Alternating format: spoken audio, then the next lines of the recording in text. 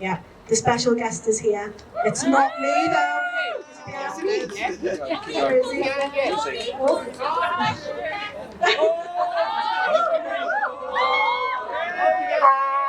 Jeremy Corbyn. Oh, Jeremy Corbyn. Oh, Jeremy Corbyn.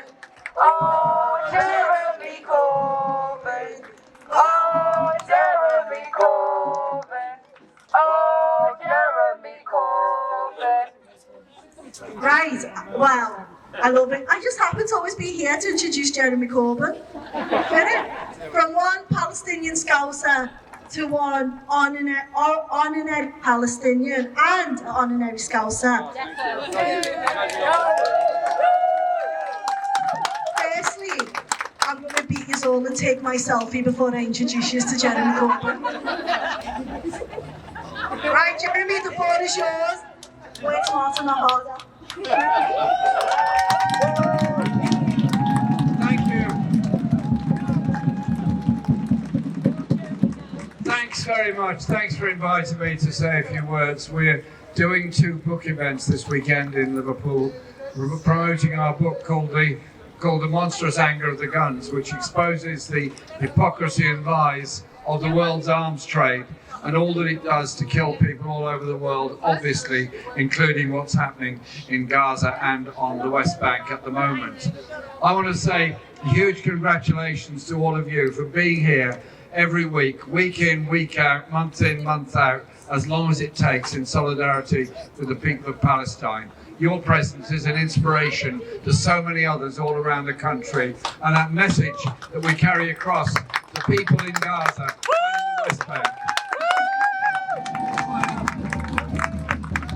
Quite often, when I get home from the big rallies we've been doing in London over the past 18 months, and you sort of think, well, we went out, we marched, we come home and we get a cup of coffee, put our feet up and rest, and then you think about people in the West Bank and Gaza. You get on the phone to people there and they say, look, what you're doing, all of you, all over Britain and indeed all the other countries, gives us hope, gives us inspiration and makes us realise that we are not alone. So we're going to carry on saying they are not alone and we are not alone, because we're in solidarity with them as long as it takes. I can't be the only one here who finds it increasingly difficult to look at television late at night when you're seeing live television coming from Gaza, from the West Bank, of the bombing of wholly civilian targets, the killing of so many innocent children and others whose lives are just being snuffed out. Already 60,000 deaths have been recorded in Gaza, and there are many more to come as the rubble is eventually cleared away. And for those that survive, those that have lost the entirety of their family and survive, will live forever with what's known as survivor's guilt. They'll wonder, how is it I survived and the rest of my family didn't?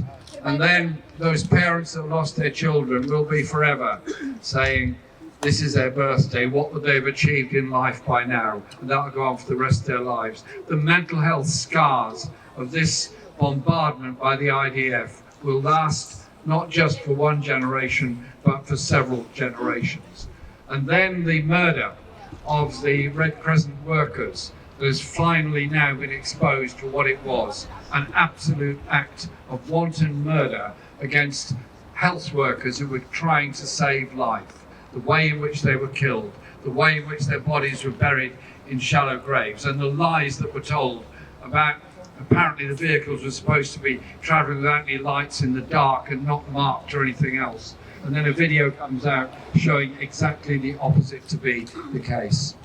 I have a good friend who I've known him for 20, 30 years, Mustafa Barghouti of the Palestine National Initiative. He's a doctor who lives on the West Bank, and every day he sends me a message. Every single day he sends a message to me of the latest piece of news. I'll just read out today's message is, according to UNICEF, more than 1 million children in the Gaza Strip have been deprived of life-saving aid for more than a month. 1 million children. And when he talks about life-saving aid, what he means is the denial of water, of electricity, of any food, of any medicine, of any means of support for the entirety of the population of the Gaza Strip. And Israel has now built another barrier across the Gaza Strip as they're trying to effectively occupy and colonize the north, force the population to the south, and eventually out through the Rafah crossing to create another Gaza Strip in the Sinai Peninsula. And this horror show has gone on for a very long time. Last year, I went to the International Court of Justice at the invitation of the South African government to observe the case they brought there. It was a deeply moving occasion, not just for the strength of the argument that South Africa brought to it, but I'm there in the gallery watching what's going on. See the Israeli legal team one side, South African legal team the other, and the way they're presenting it. And I was just thinking, all those years and years of marching in solidarity with the people of South Africa against apartheid. Eventually, it was the people of South Africa that overthrew the apartheid regime by their bravery and by their sacrifice. And when they had achieved that, they wanted to put something back for the rest of the world. How brave they were to do that, and how brave South Africa was to do that. And South Africa is now under the cosh big time from the United States. Massive tariff barrier placed on South African goods, massive attacks made, the South African ambassador expelled from the USA. South Africa is now under the cosh because it stood up for the people of Palestine. What's our answer? Solidarity with the people of South Africa. So those judgments that were made said that there were, in terms, acts of a genocidal nature taking place in Gaza, and went on to say not only is the occupation of Gaza illegal, but also the occupation of the West Bank and the settlements that are growing up there, still growing up there on the West Bank. And then you ask yourself one last question. How is all this happening and how is it possible? A number of us in Parliament have been raising the issues of arms sales week in, week out, every possible opportunity in Parliament. And we got an answer from David Lammy at one occasion saying that there were, he was going to suspend 30 arms licenses out of 300. I've still no idea what these 30 arms licenses are. Maybe they're significant, maybe they're not. I don't know. For all I know, they could be high-vis equipment. I don't know what they are. Nobody can find out what they are.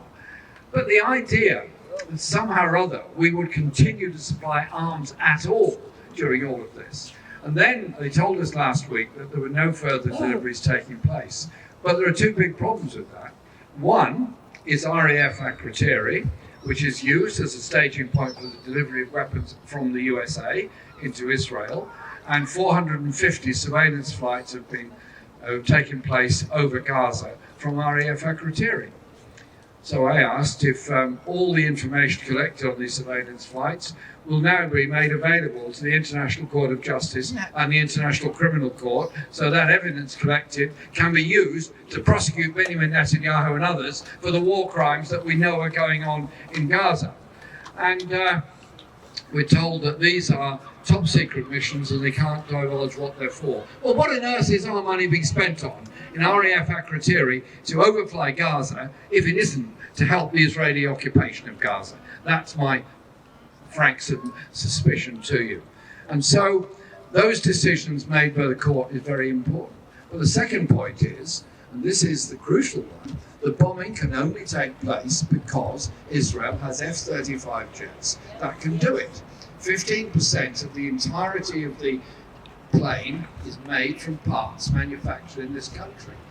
That sale, that export has got to stop immediately. Should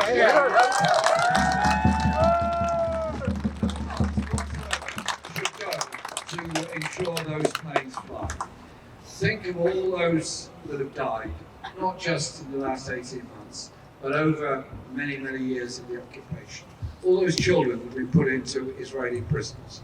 And then think of the world reaction on this. Those politicians that continue to supply the weapons during this period of genocide against the Palestinian people, those that claimed it was important for future relations to carry on doing this, they're going to hang their heads in shame when the history books are written.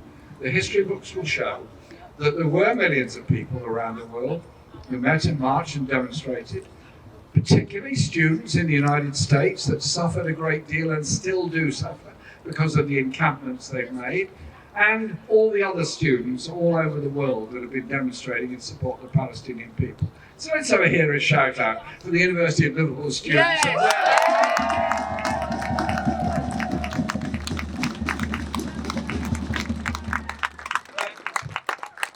Our demonstrations have been described in the most ludicrous tones by lots of people. There's been many attempts to prevent our demonstrations taking place. There's been many attacks on anybody that stood up and spoken out on Palestine, and I can assure you it does happen all the time. And our demonstrations are not the march of hate. They're not the march of horror that we've been described as. They're marches of support, of solidarity, and above all, of love.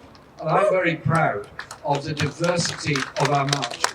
The age, the languages, the faiths, the ethnicity of it. And I'm particularly proud of the very large number of Jewish people that joined in the demonstrations.